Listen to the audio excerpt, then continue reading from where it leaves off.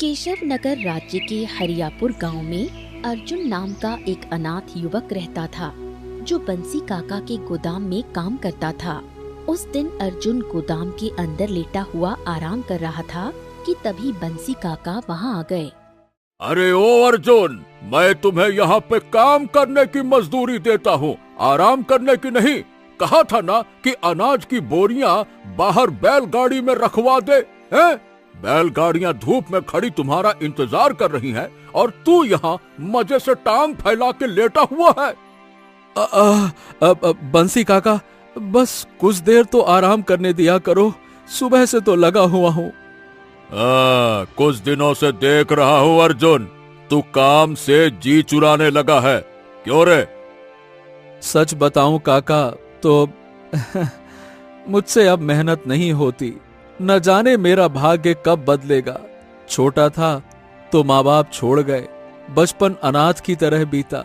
सोचा था जवान होकर किस्मत बदल जाएगी लेकिन अब तो लगता है कि पूरा जीवन यहीं बोरियां उठाने में कटेगा। याद रख अर्जुन, ये किस्मत जो होती है ना, ये लेटे लेटे नहीं बदलती।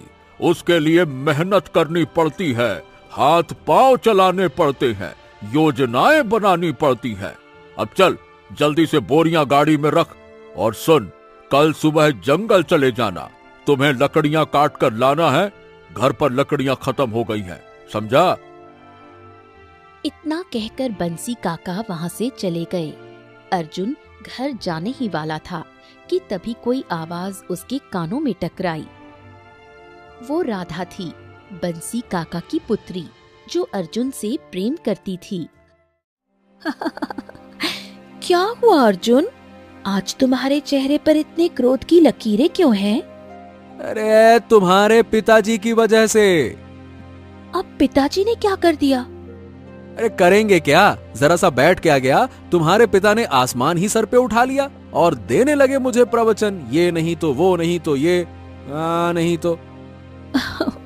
वो सब छोड़ो, ये बताओ हमारी शादी के बारे में पिताजी से कब बात करोगे? अर्जुन का चेहरा गंभीर हो गया। देखो राधा, मैं तुमसे प्रेम करता हूँ और तुम भी मुझसे करती हो, लेकिन तुम्हारे पिता से ना बात करने की हिम्मत नहीं है। जब हिम्मत नहीं थी तो प्रेम क्यों किया? मैं कुछ नहीं जानती अर्जुन, अगर तुम कुछ दिनों तक पिताजी से बात नहीं करते तो मैं खुद उनसे बात करूंगी। इतना कहकर राधा वहां से चली गई। अर्जुन चुपचाप घर लौट आया।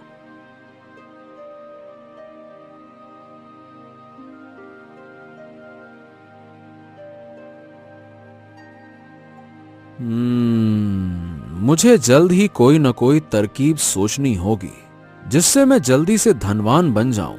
अगर बंसी काका को राधा और मेरे प्रेम की बात पता चल गई, फिर तो वो मुझे बर्बाद कर देंगे। लेकिन अगर मैं अमीर बन गया तो फिर तो वो मुझे नीचा नहीं दिखा सकेंगे। पर सवाल ये है अर्जुन कि तू अमीर बनेगा तो बनेगा कैसे? अर्जुन इन्हीं विचारों में खोया गहरी नींद में सो गया। अगले दिन अर्जुन कुल्हाड़ी लेकर जंगल जा पहुंचा और लकड़ियां काटने लगा।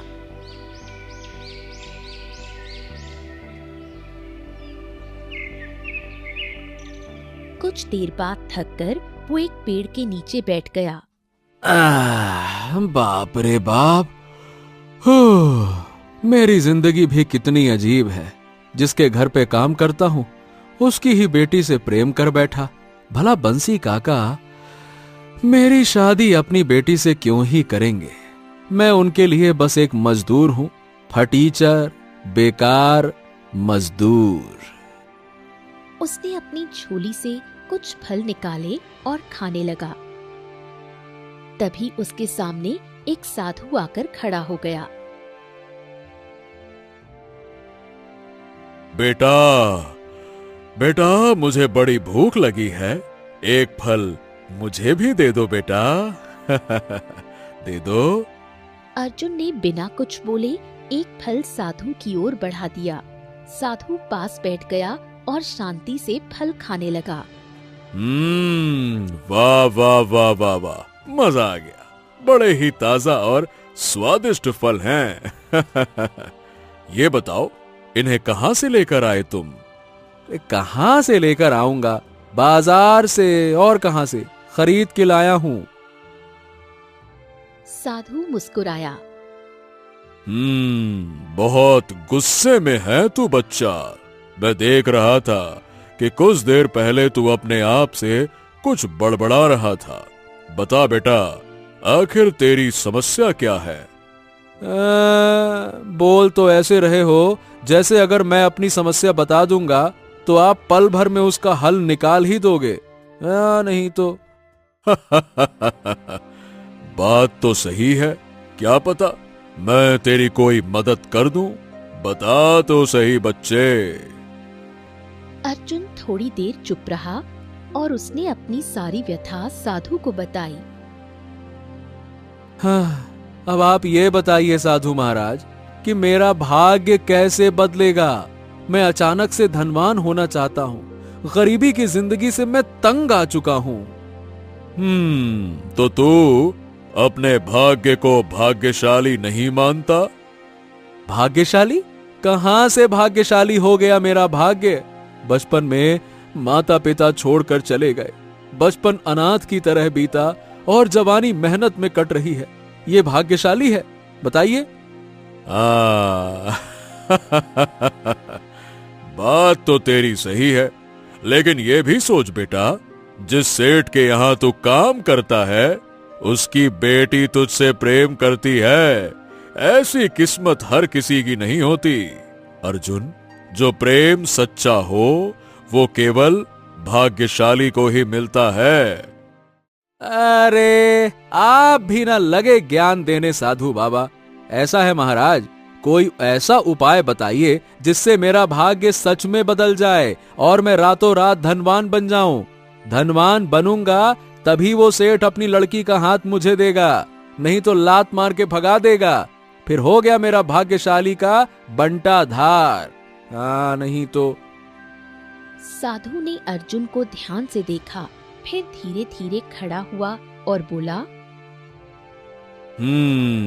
तो ठीक है बेटा, सुनो। यहाँ से दाहिनी दिशा में एक घना जंगल है। उस जंगल में तुझे एक छोटा सा मंदिर मिलेगा। उस मंदिर में एक सोने का तराजू रखा है। वो कोई साधारण तराजू नहीं है, वो देवी का तराजू है। अगर तेरे मन में जरा सा भी लालच नहीं हुआ और तेरे भाग्य में परिवर्तन लिखा है तो ही तू उस तराजू को उठा सकेगा। और हाँ, अगर तेरे मन में कपट या लालच आया तो जैसे ही तू उस तराजू को छुएगा तू जलकर राख हो जाएगा। समझा? अरे क्या खाक समझा। भला ये कैसा उपाय हुआ? एक तरफ जिंदगी नहीं तो मौत। भाग्य ऐसे नहीं बदलता। कभी कभी भाग्य को आसमान तक चुनौती देनी पड़ती है। अगर डरता है तो सारा जीवन ऐसे ही दूसरों की गुलामी में गुजार दे, नहीं तो कोशिश करके देख ले। साधु की बात सुनकर अर्जुन के भीतर कुछ जल उठा। हाँ ठीक है, अगर ऐसी बात है तो फिर मैं अपने भाग्य को जरूर आजमाऊंगा। इतना कहकर अर्जुन उस दिशा में चल पड़ा जहां साधु ने उसे जाने को कहा था।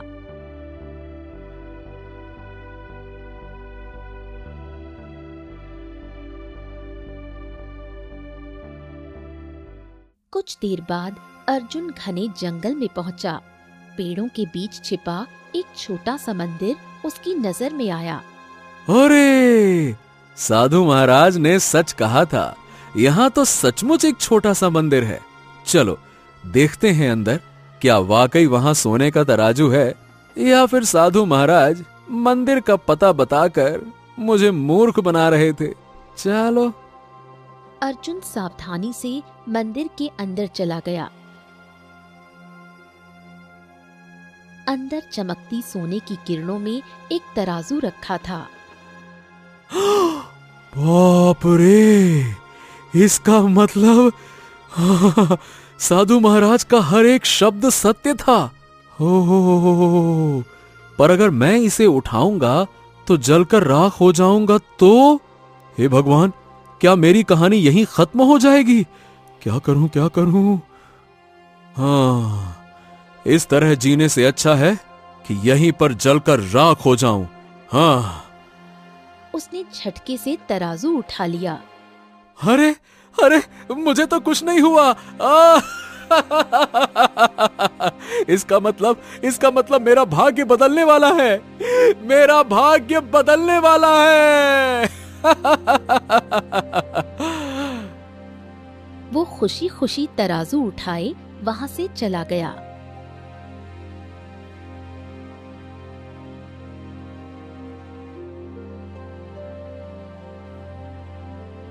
वापस उसी जगह जहां साधु बैठा था। अरे वाह, तू तो बड़ा भाग्यशाली है रे। अब तक जिसने भी इस तराजू को छुआ है वो जीवित नहीं रहा। वाह वाह वाह वाह। साधु महाराज, आपने मेरा जीवन सफल बना दिया। अब मैं इस सोने के तराजू को बेच दूंगा और जो धन मिलेगा उससे व्यापार करूंगा। फिर देखना आप, मैं भी अमीर बन जाऊंगा। साधु का चेहरा अचानक गंभीर हो गया। बकवास मत कर मूर्ख, तो फिर वही छोटी सोच वाली बातें कर रहा है। तेरे हाथ में जो तराजू है वो साधारण नहीं, जादुई तराजू है। जादुई तराजू? इसका क्या मतलब है साधु महाराज?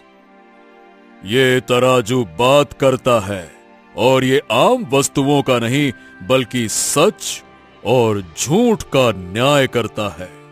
अगर तू इसका उपयोग सत्य और न्याय के लिए करेगा तो ये तेरी बात मानेगा, पर अगर तू इसका उपयोग स्वार्थ और लालच के लिए करेगा तब भी ये तेरी ही बात मानेगा। अब ये निर्णय तेरा है कि तू कौन सा रास्ता चुनेगा। अरे साधु महाराज, आप तो ऐसे कह रहे हैं जैसे मैं कोई राजा महाराजा हूं। अरे मैं किसी का न्याय कैसे कर सकता हूं? ये तो राजाओं का काम है ना। सुन, तूने देवी का तराजू उठाया है, इसका मतलब तू कोई साधारण मनुष्य नहीं है। तेरे अंदर अगर कुछ कमी है तो वो है धैर्य की कमी। थोड़ा धैर्य रख, समय आने दे, नियति तुझे एक अवसर देगी। दो रास्ते होंगे, एक आसान जो धन की ओर ले जाएगा और दूसरा कठिन जो सत्य की ओर जाएगा। अगर तू कठिन लेकिन सच्चे रास्ते को चुनेगा तो कल्पना नहीं कर सकता कि तू किस ऊंचाई तक पहुंच सकता है। ओ, मतलब मेरे जीवन में ऐसा समय आएगा जब मुझे चुनना होगा अच्छाई या बुराई में से कोई एक रास्ता। जब से तू मिला है ना, तूने पहली बार बुद्धि की बात कही है। बिल्कुल सही समझा तूने। इतना कहकर साधु रहस्यमय मुस्कान के साथ जंगल की दिशा में चला गया। अर्जुन देर तक उसे देखता रहा, फिर धीरे धीरे घर की ओर लौटा, हाथ में चमकता हुआ सोने का तराजू लिए हुए।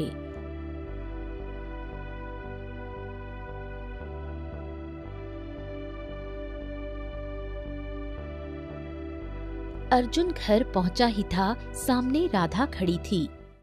हे भगवान, ये तो सोने का तराजू है। ये तुम्हारे पास कहां से आया? क्या तुमने कहीं से चोरी की है? सच बताओ। नहीं नहीं नहीं नहीं राधा, मैंने कोई चोरी नहीं की है।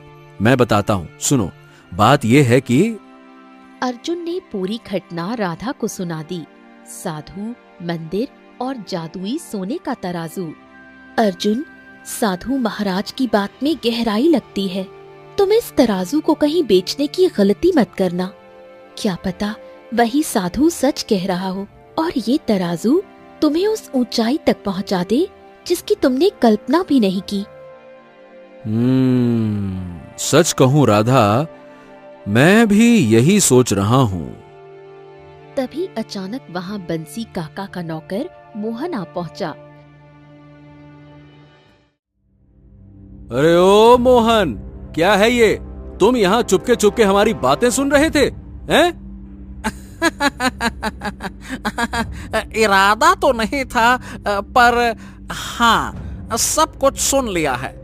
मैं तो बस ये देखने आया था कि तुम जंगल से लकड़ियां काट कर लाए या नहीं, क्योंकि बंसी काका ने मुझे भेजा था। पर इसी बहाने तुम्हारा ये रहस्य भी मैंने जान लिया। चिंता मत करो, मैं किसी को कुछ नहीं कहूंगा। हाँ। इतना कहकर मोहन वहां से चला गया। अर्जुन, अब उस तराजू को बहुत सुरक्षित रखना, क्योंकि अगर मोहन को कोई बात पता चल गई तो मतलब कि वो बात पूरे गांव को पता चल जाएगी। हाँ, जानता हूं, उसकी आदत ही ऐसी है। जब तक वो पूरे गांव में ढिढोरा नहीं पीट देगा कि अर्जुन के हाथ सोने का तराजू लगा है, तब तक उसका पेट हल्का नहीं होगा।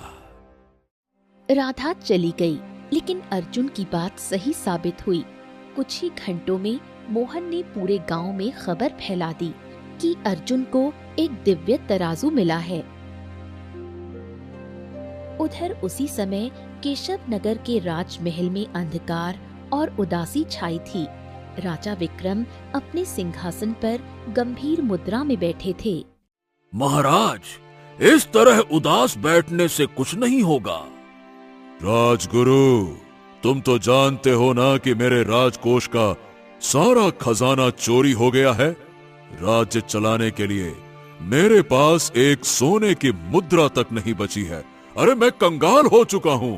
अब उदास ना हूं तो और क्या करूं? खुशी मनाऊं क्या?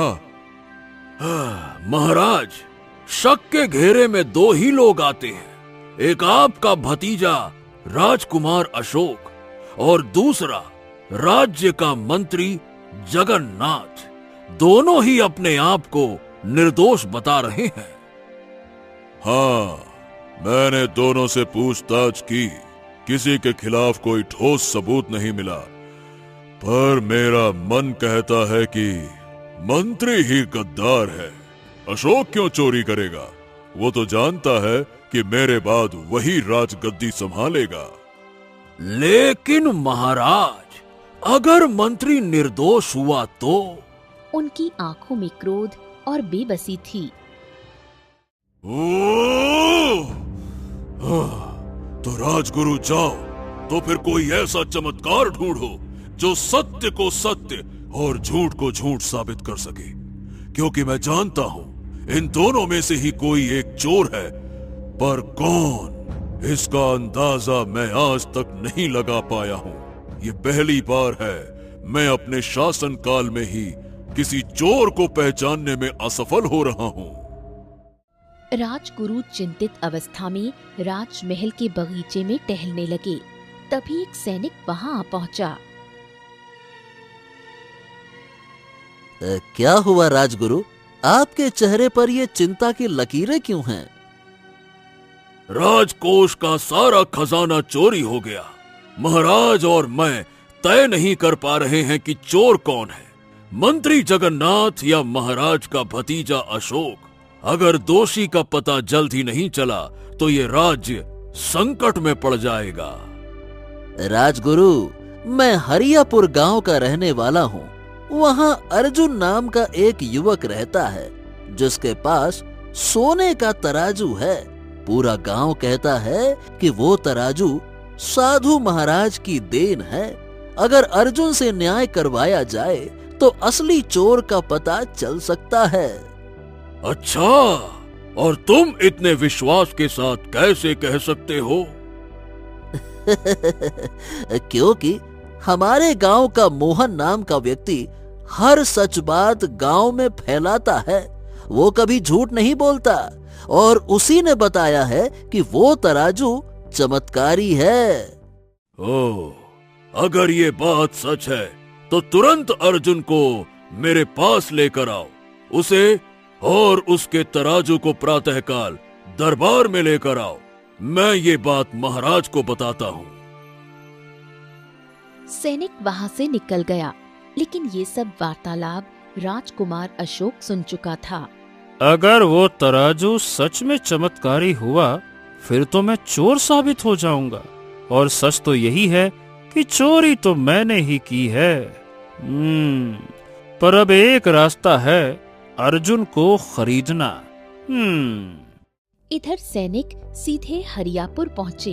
अर्जुन राधा से बातें कर रहा था।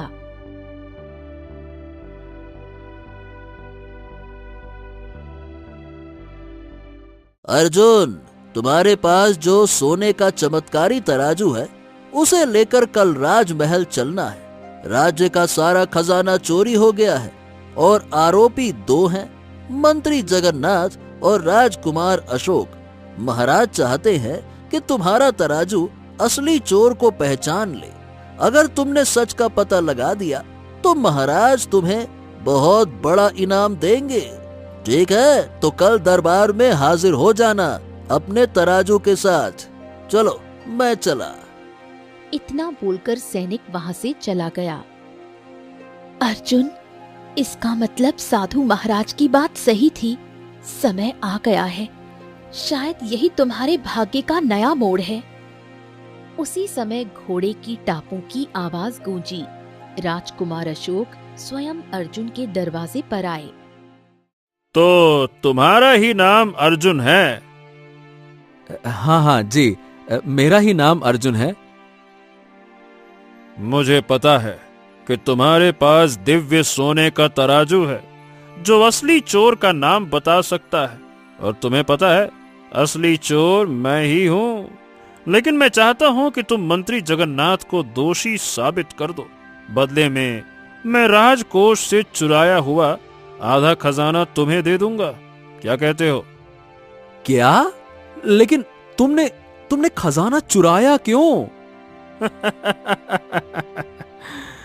ये सब राजनीतिक चालें होती हैं जो तुम्हारे समझ के परे की बात है। बस इतना समझ लो कि मंत्री को गद्दार साबित करने के लिए वो जरूरत से ज्यादा ईमानदार है। और वैसे भी कुछ दिनों में मैं राजा बनने वाला हूँ। सोच लो, अगर तुम मेरे पक्ष में निर्णय दोगे तो मैं तुम्हें आधा खजाना और अपनी मित्रता दूंगा। राजा का मित्र बनना कोई छोटी बात तो नहीं है। सोच लेना, और जो भी निर्णय करना सोच समझ कर करना। इतना बोलकर अशोक वहां से चला गया और अर्जुन गहरी सोच में डूब गया। तो राधा, अब ऐसे में मैं करूं तो क्या करूं बताओ? आधा खजाना मिल रहा है और भविष्य का राजा स्वयं मित्रता का हाथ बढ़ा रहा है। ये तो बड़ी बात है ना? क्या तुम्हें साधु महाराज के शब्द याद नहीं? उन्होंने कहा था, समय आएगा जब तुम्हें अच्छाई और बुराई में से एक रास्ता चुनना होगा। अगर तुम झूठ बोल दोगे तो निर्दोष मंत्री का जीवन बर्बाद हो जाएगा, और जिस अशोक पर तुम भरोसा कर रहे हो वही राजा बनकर तुम्हें मरवा देगा। अर्जुन चुप हो गया। कुछ पल बाद बोला, शायद तुम सही कह रही हो राधा। अब मैं केवल सत्य का साथ दूंगा। अगले दिन अर्जुन सैनिक के साथ राजमहल पहुंचा। दरबार में महाराज विक्रम सिंहासन पर बैठे थे। सामने मंत्री जगन्नाथ और राजकुमार अशोक सिर झुकाए खड़े थे। महाराज, यही है अर्जुन, हरियापुर गांव का युवक। इसके पास वही चमत्कारी तराजू है। अर्जुन, हमें बताया गया है कि ये तराजू सच और झूठ का निर्णय करता है। प्रणाम महाराज। महाराज, मैं प्रयास करता हूँ। जब से ये तराजू मेरे पास आया है, मैं सही बताऊं, मैंने इसका उपयोग नहीं किया है। लेकिन हाँ, साधु महाराज ने कहा था कि ये स्वयं बताएगा सत्य क्या है और झूठ क्या है। अर्जुन ने तराजू दरबार के बीच रखा और बोला, हे दिव्य तराजू, ये तुम्हारी पहली परीक्षा है।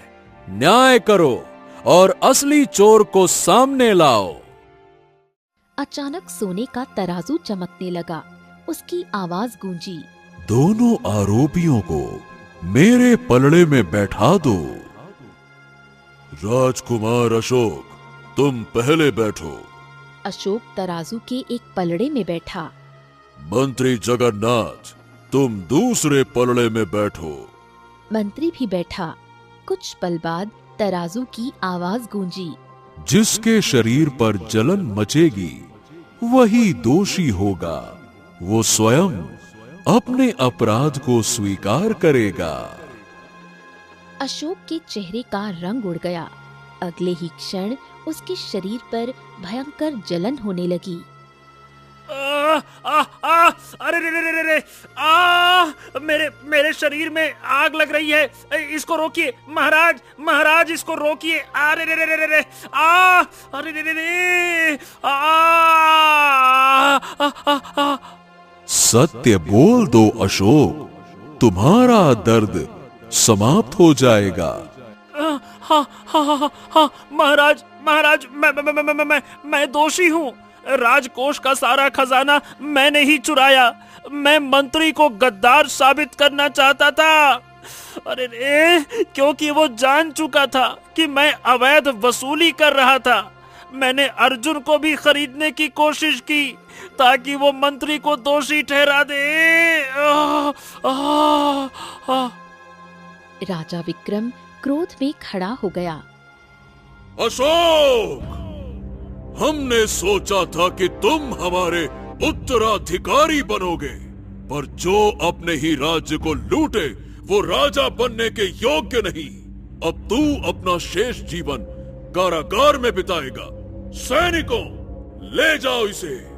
सैनिक अशोक को पकड़कर ले गए। तराजू धीरे धीरे रंग बदलने लगा और शांत होकर अपनी असली अवस्था में लौट आया। अर्जुन, तूने लालच को ठुकराया और सत्य का साथ दिया।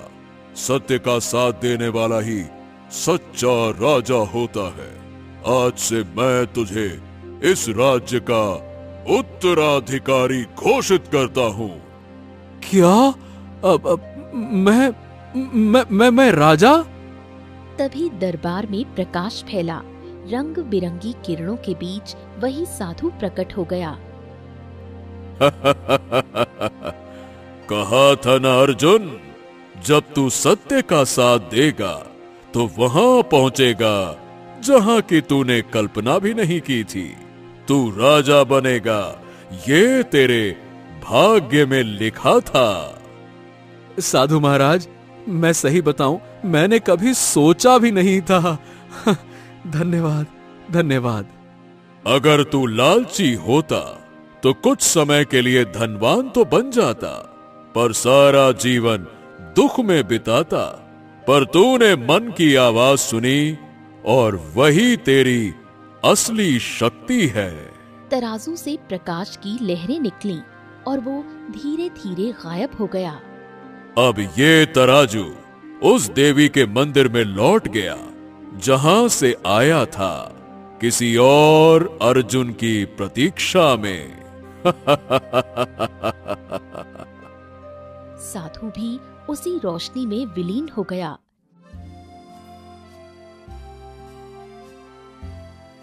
कुछ समय बाद अर्जुन का विवाह राधा से धूमधाम से हुआ। हरियापुर से लेकर पूरे केशव नगर तक अर्जुन के न्याय और सत्य की चर्चा फैल गई।